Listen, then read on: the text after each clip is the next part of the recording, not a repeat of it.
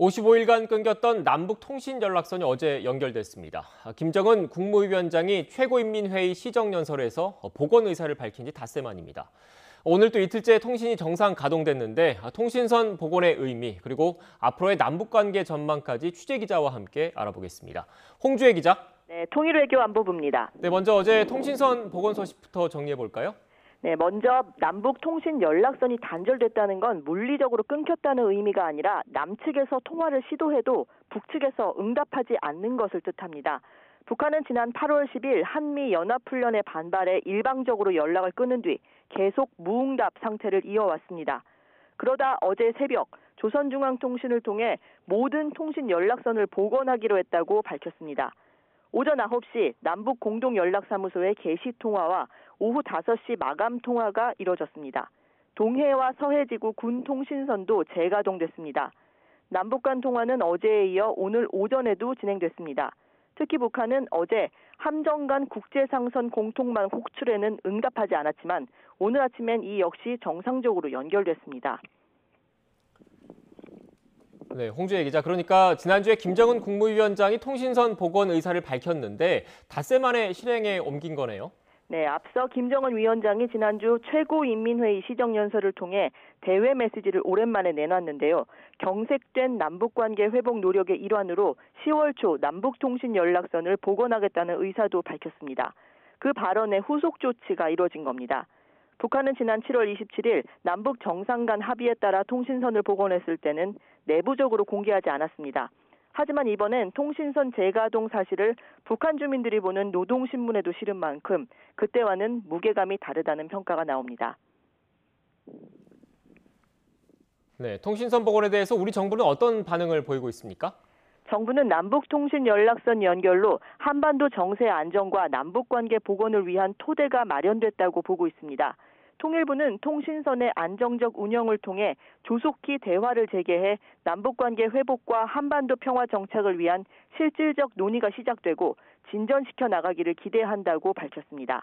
국방부도 군 통신선 복구 조치가 한반도의 실질적인 군사적 긴장 완화로 이어질 수 있기를 기대한다는 입장입니다. 다만 청와대는 통일부와 국방부 설명으로 정부 입장을 대신한다며 별도의 공식 입장을 내놓지 않았습니다. 북의 행동 하나하나에 일희일비하지 않고 신중하게 상황을 지켜보겠다는 의지로 해석됩니다.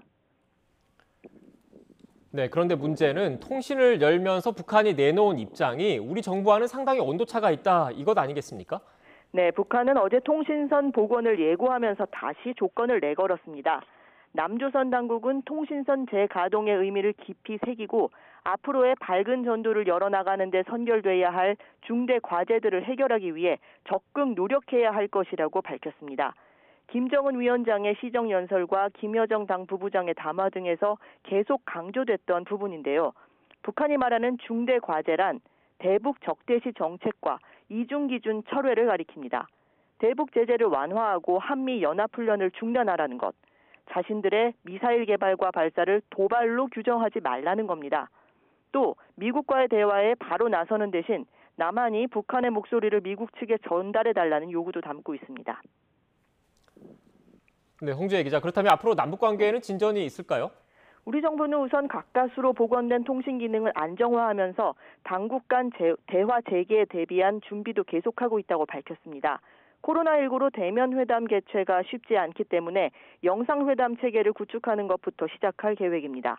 또 남북 간 기존 합의를 이행하는 문제와 코로나19 등 현재 상황에 맞는 협력 수요 등 다양한 사안이 산적해 있다며 남북 협의 과정을 통해 의제를 정리해야 한다는 입장입니다. 먼저 화상회담이 가능한 시스템을 만든 뒤 남북 화상 고위급 회담과 화상 정상회담을 여는 방안을 구상하는 것으로 보입니다. 더 나아가 내년 2월 베이징 동계올림픽을 계기로 한 남북 정상회담 가능성도 거론됩니다. 그러나 최근 잇따라 미사일을 쏘아 올리던 북한이 오는 10일 당창건 기념일 등을 계기로 군사 행동을 이어나갈 경우 실질적인 대화가 가능할지는 미지수입니다. 또 적대 정책을 철회해야 대화에 나설 수 있다는 북한과 달리 미국은 대화 이전의 제재 완화는 없다는 원칙을 고수하고 있어서 이 역시 관계 진전의 장애물로 작용하고 있습니다. 지금까지 통일외교안보부에서 전해드렸습니다.